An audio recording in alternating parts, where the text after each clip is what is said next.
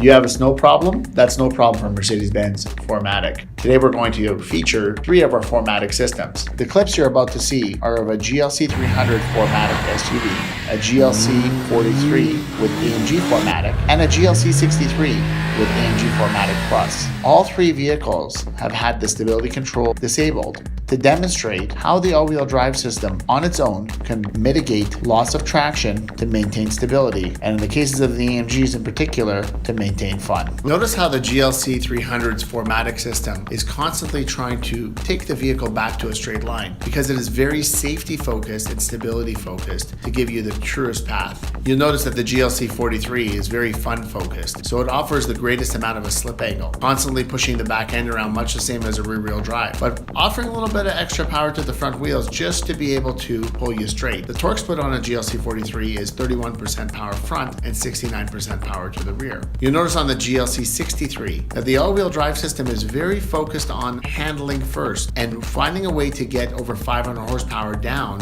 even on a low traction surface while not making the vehicle slide too far out to maintain the best cornering ability. Looking for a way to have your cake and eat it too? Visit us at Mercedes-Benz Downtown Calgary to experience the best all-wheel drive system on the market.